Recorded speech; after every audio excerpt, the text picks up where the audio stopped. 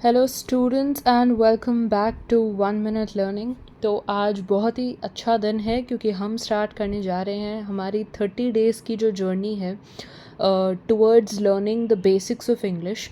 Basic से advance तक हम सीखने जा रहे हैं। इसमें हम जो सीखेंगे उसकी ऑलरेडी कोर्स डिटेल्स मैंने अपने इंस्टाग्राम के पेज पर हैंडल पर डाली हुई है, तो प्लीज़ उसे चेकआउट कर लीजिए अगर आपको पूरे कोर्स का रिव्यू चाहिए। नहीं तो मैं तो आपको बताने ही वाली हूँ कि हम हर वीक में क्या क्या सीखने वाले हैं। तो 30 डेज़ तक लगातार हम कुछ ना कुछ सीखते रहेंगे एंड बहुत ज़्यादा अच्छे से एक डिवीज़न मैंने किया है कि आपको इंग्लिश जो लैंग्वेज है उसका हर एस्पेक्ट, खाली रिटन कम्युनिकेशन या सिर्फ ग्रामर के जो बारे में है सिर्फ उतना नहीं, आप हर एस्पेक्ट के बारे में सीख पाएँ, वो पूरी कोशिश की गई है। ओके, तो सबसे पहले देखें तो वीक 1 यानी आज से जो हमारा शुरू हो रहा है उस पूरे हफ्ते संडे तक अब क्या सीखने वाले हैं। ठीक है, तो 7 दिनों में आपको बेसिक्स सिखाया जाएगा। ग्रामर जो बहुत ही ज़्यादा ज़रूरी रहता है, एक एसेंस रहता है इंग्लिश लैंग्वेज का, उसे हम सीखेंगे और बहुत ही बेसिक से बहुत ही इंपॉर्टेंट चीज़ों तक हम सीखते चलेंगे। पहले हम पार्ट्स ऑफ स्पीच सीखेंगे। बहुत बेसिक टॉपिक है, मैंने अपने चैनल पर ऑलरेडी डाला भी हुआ है, लेकिन फिर से हम ये जो सीखेंगे ना तो ये थोड़ा ज़्यादा डिटेल में सीखने वाले हैं एंड इसका सेंटेंसेस में और ग्रामर सीखते हुए, इंग्लिश भाषा को सीखते हुए क्या इंपॉर्टेंस है वो भी समझेंगे। सब्जेक्ट और वर्ब की एग्रीमेंट कैसी होती है, उस वजह से सेंटेंसेस में मिस्टेक क्यों होती है, वो सारी चीज़ें हम कल सीखेंगे। उसके बाद वेडनेसडे को हम सीखने वाले हैं टेंसेस। कौन से टेंस में किस तरीके से आपको बात करनी है। जो 12 तरीके के टेंसेस होते हैं ग्रामर में, जो बहुत ज़्यादा कंफ्यूजिंग लगते हैं, वो हर सेंटेंस को किस सिचुएशन में कैसे यूज़ करना है वो हम सीखने जा रहे हैं।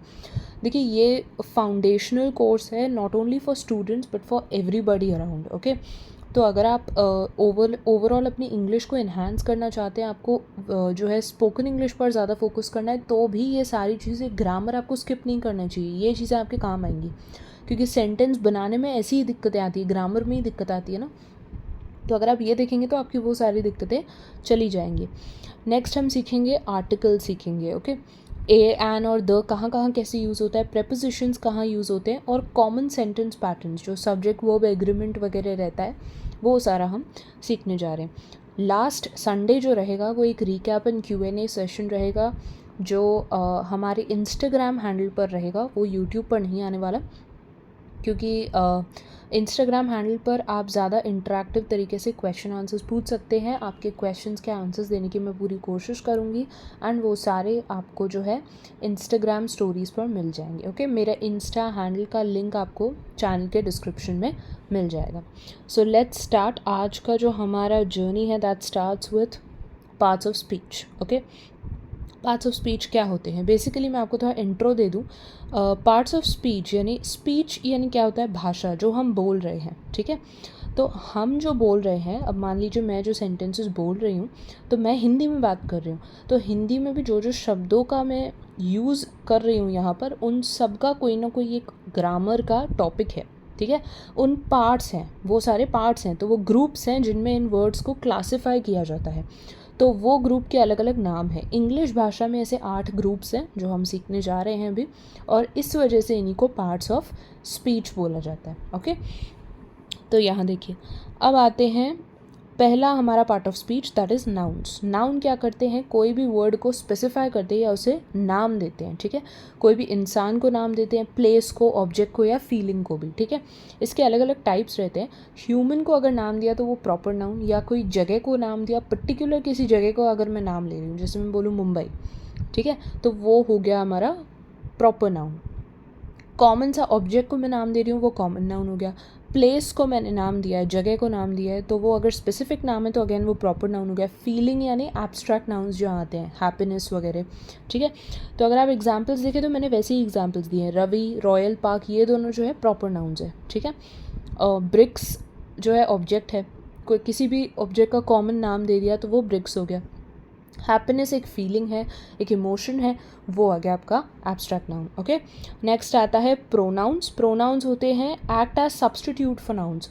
बार बार आप एक ही चीज़ का ना वो सेम नाम नहीं ले सकते। जैसे हमारा नाउन है रवि, तो आप बार बार हर सेंटेंस में रवि रवि नाम दोहरा नहीं सकते। इस वजह से चीज़ों को ईजी करने के लिए प्रोनाउंस यूज़ किया जाता है। जैसे रवि की जगह मैं कोई सेंटेंस में आगे ही बोल सकती हूँ। ओके, तो ये रहता है प्रोनाउंस।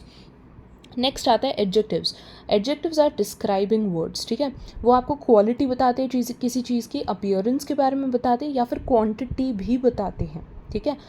रेड, जैसे मान लीजिए अपीयरेंस यानी कलर कौन सा है उस चीज़ का, रेड कलर है।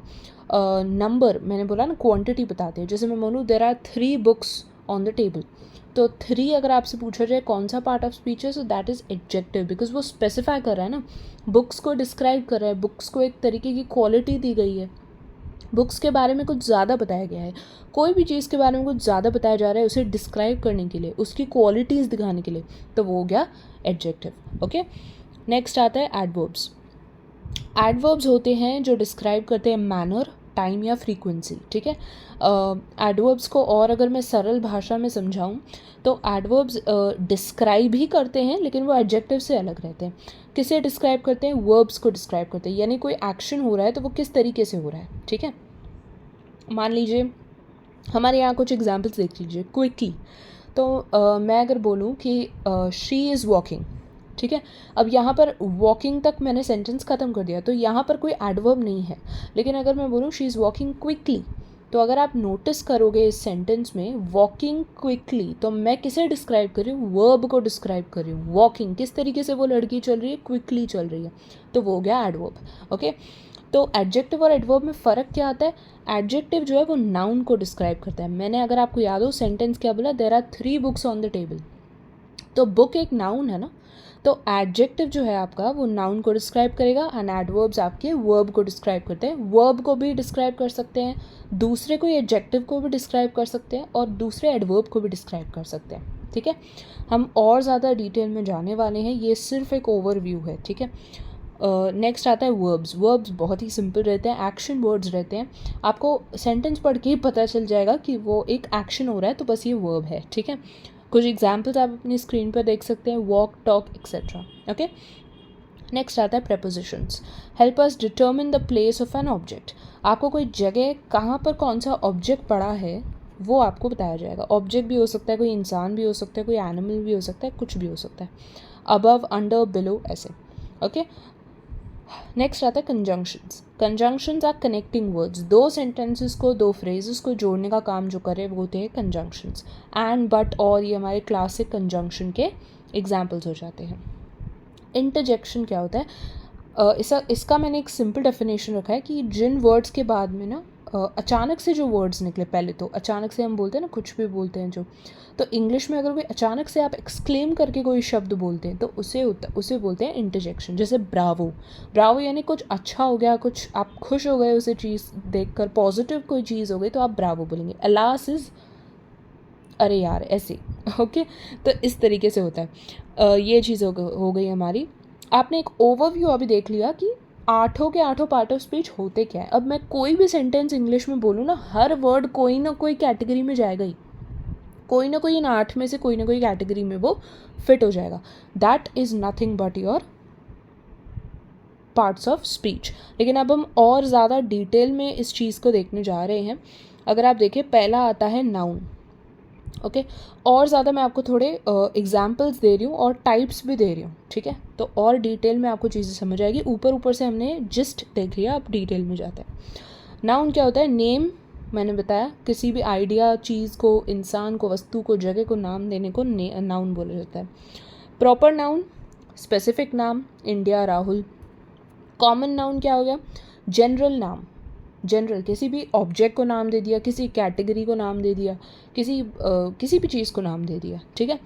एब्स्ट्रैक्ट नाउन मैंने बताया आइडियाज़ या क्वालिटीज़, हैप्पीनेस, देखिए यहाँ पर भी आए, freedom. Okay, concrete nouns, concrete nouns थोड़े अलग हैं। फिजिकल थिंग्स को जो नाम दिया जाता है, जो चीज़ों को आप हाथ लगा सकते हैं। देखिए एब्स्ट्रैक्ट और कॉन्क्रीट ऑपोजिट से हो गए ना, क्योंकि एब्स्ट्रैक्ट वो चीज़ें जिनको आप हाथ नहीं लगा सकते, आप सिर्फ फील कर सकते हैं। लेकिन कॉन्क्रीट जो आपके आंखों के सामने है, जैसे table, dog and many more. Next आता है कलेक्टिव नाउन्स। कलेक्टिव नाउन्स क्या होते हैं? ग्रुप नेम्स, ठीक है। ग्रुप नेम्स यानी क्या होता है? Team, family. कलेक्टिव यानी एक झुंड को जो कोई नाम दिया जाए, तो वो हो गया आपका कलेक्टिव नाउन्स। हमने बहुत बचपन में पढ़ा है, flock of sheep, cluster of stars, तो ये जो झुंड को नाम दिया गया वो हो गया आपका कलेक्टिव नाउन। ओके एक एग्जाम्पल यहाँ पर है, the teacher explain the lesson, तो टीचर आपका नाउन हो गया। ओके किसी ये कौन सा नाउन है वो आप मुझे कमेंट सेक्शन में ज़रूर बताइएगा, ठीक है, कौन से टाइप का नाउन है। ओके नेक्स्ट आता है प्रोनाउन। प्रोनाउन रिप्लेस करता है नाउन को टू अवॉइड रिपीटेशन। अब इसके बहुत सारे टाइप्स रहते हैं, अब आप मतलब समझ लेंगे तो आपके लिए अच्छा है, एक्स्ट्रा नॉलेज होना ज़रूरी है, लेकिन वैसे इसका काम बस उतना ही रहता है कि यह नाउन को रिप्लेस कर देता है टू अवॉइड रिपीटेशन, आपका इंग्लिश ज़्यादा फ्लुएंट एंड बेटर लगता है, ठीक है। पर्सनल जैसे ही शी इट दे, अगर आप किसी इंसान को पॉइंट आउट कर रहे हैं, पर्सनल, ठीक है, पर्सन आ गया ना, तो आप किसी इंसान की तरफ पॉइंट आउट कर रहे हैं तो उसके अकॉर्डिंग ये नाउन्स रहते हैं, ठीक है। आप स्क्रीन पर देखते चलिए, मैं इस बार बार रिपीट नहीं करूँगी ताकि आप स्क्रीन पर देखते समझते चलेंगे, ठीक है। पजेसिव यानी आपसे रिलेटेड या आपकी कोई बिलोंगिंग से रिलेटेड अगर आप कभी कोई प्रोनाउन यूज़ कर रहे हैं तो वो हो गया पजेसिव प्रोनाउंस। जैसे कि मैं बोलूँ माई फ़ोन, ठीक है, योर्स तुम्हारी बात चल रही है तो किसी की पोजेशन बताई जा रही है कि ये आपकी वस्तु है, वो बताया जा रहा है जब, तो वो पजेसिव हो गया। नेक्स्ट आता है reflexive. Reflexive is my self, your self, ऐसे सेल्फ से जो एंड होते हैं वो रिफ्लेक्सिव हो गए। ओके डेमोन्स्ट्रेटिव, दिस दैट, ये सारी चीज़ें बताने वाले। Relative is who which that, मतलब किसी चीज़ को रिलेट करते हुए, ठीक है। इसका एग्जाम्पल आप देख सकते हैं, ही का इस्तेमाल किया गया, that is nothing but a pronoun, पहले राहुल यूज़ किया फिर ही यूज़ किया। ओके थर्ड आता है वर्ब। वर्ब आपको बताता है एक्शन या state of being. State of being का मतलब क्या होता है, किसी चीज़ का होना, जैसे आई एम, अगर आप देखें आई एम जो है ना वो एक वर्ब है, आप बोलेंगे यहाँ एक्शन कहाँ हो रहा है, लेकिन ये स्टेट ऑफ बीइंग है। आई एम हैप्पी, मैं खुश हूँ इस वक्त, तो that is nothing but an action. Am represents an action, therefore it is a verb, ठीक है। एक्शन वर्ड रहते हैं रन, ईट, राइट। लिंकिंग वर्ड्स जैसे जो जॉइंट करते हैं, ठीक है। हेल्पिंग या जिन्हें हम ऑक्सिलरी वर्ब्स भी बोलते हैं, वो जो आपके मतलब सेंटेंस को मदद करते हैं। दो वर्ब्स रहते हैं ऐसे सेंटेंसेस में, ठीक है।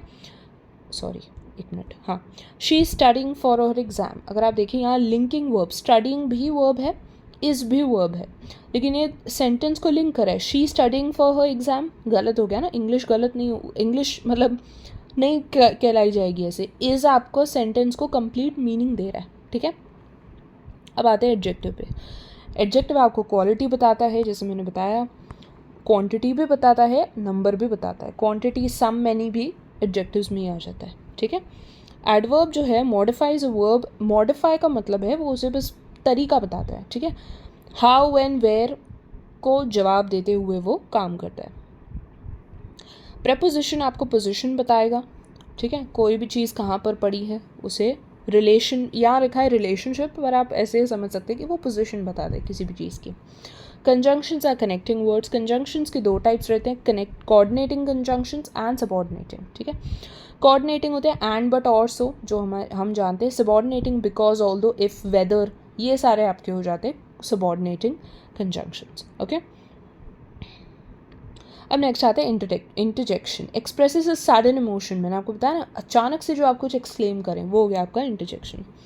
अब यहाँ पर हो गया हमारा ख़त्म। ओके पहला आज का जो हमारा वीडियो है वो एक्चुअली यहाँ ख़त्म है, लेकिन एक छोटी सी अनाउंसमेंट मुझे आपके लिए है। यहाँ पर मैंने एक एक्सरसाइज बनाई है, मैं आपको पूरी तो नहीं दिखाऊंगी। तो ये एक आपकी प्रैक्टिस वर्कशीट है, आपने जो सीखा उसे प्रैक्टिकली सॉल्व करना, अप्लाई करने में आपको समझ आएगा आपको कितना ज़्यादा ये डिटेल में समझा हुआ है, ठीक है। तो इसका PDF आपको वीडियो के कमेंट सेक्शन में उसकी लिंक मिल जाएगी। ओके प्लीज़ उसे यूज़ कीजिए, PDF को सॉल्व कीजिए, बहुत अच्छा PDF है। एंड जब संडे को हमारे Q&A रहेगा तब मैं एक उसकी आंसर की भी अपलोड करने वाली हूँ थ्रू अ लिंक, ठीक है। उसकी ज़्यादा डिटेल्स मैं आपको बाद में दे दूँगी। Until then keep learning, thank you very much, I hope it was very helpful. अगर आपको कोई भी डाउट लग रहा है प्लीज़ उसे कमेंट सेक्शन में बताइएगा, हम उसे डेफिनेटली नेक्स्ट वीडियो में, पॉसिबल हुआ तो नेक्स्ट वीडियो में, नहीं तो संडे को जब हम हमारा Q&A सेशन रखेंगे तब उसे डेफिनेटली सॉल्व कर देंगे। Okay thank you very much, stay tuned and subscribe.